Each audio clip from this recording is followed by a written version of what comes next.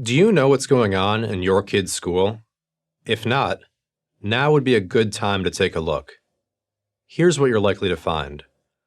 According to the education establishment, the purpose of public education is no longer just to teach the 3 R's, reading, writing, and arithmetic.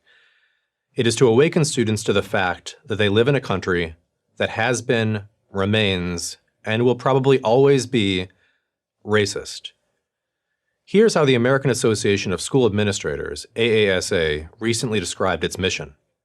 At a time of obscene inequities, merely trying to compensate is not enough. AASA's work must go further and become actively anti-racist. Being anti-racist sounds simple and laudable. Treat everyone the same. A version of the golden rule. What could be wrong with that? Nothing.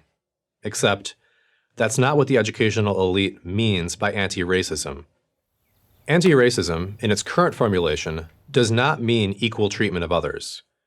It is an all-encompassing ideology that demands that white people accept that their behavior is either implicitly or explicitly racist, and has been for at least 400 years. The catch-22 here is that to say you're not racist only proves how racist you really are. That is, you are so racist you don't even know it. And if this accusation upsets you, that's proof of your white fragility. Education Week's Classroom Q&A blog tells teachers that, as Ibram X. Kendi, the author of How to Be an Anti-Racist would say, there is no not racist. There is only racist and anti-racist. Your silence favors the status quo and the violently oppressive harm it does to black and brown folk everywhere.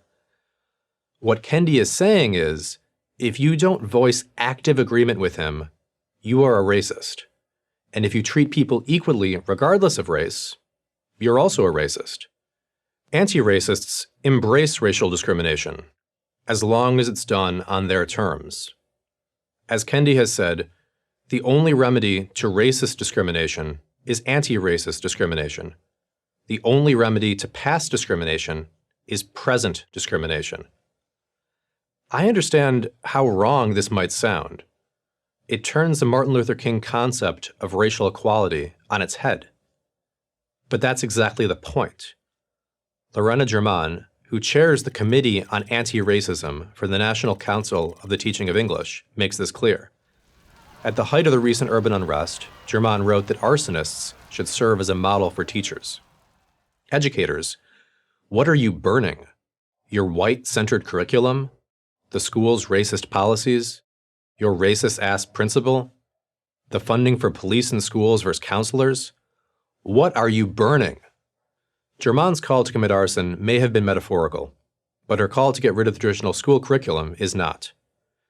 A lesson plan created by the New York City Culturally Responsive Education Working Group, Transforming Our Public Schools, a guide to culturally responsive and sustaining education, tells teachers that the whole Western canon is rife with horrible stories and atrocities of who we are as people of color. For their part, the National Committee on Social Studies has promised to flood our children with countermessages until there is no racial inequality in economic opportunity, no racial inequality in education, no racial inequality in incarceration rates, and no brutality from police and others. If that sounds to you a lot more like political indoctrination than education, you would be right. New York State now encourages teachers to incorporate current events, even if they are controversial, into instruction, and to utilize tools that encourage students to engage with difficult topics, power, privilege, access, inequity, constructively.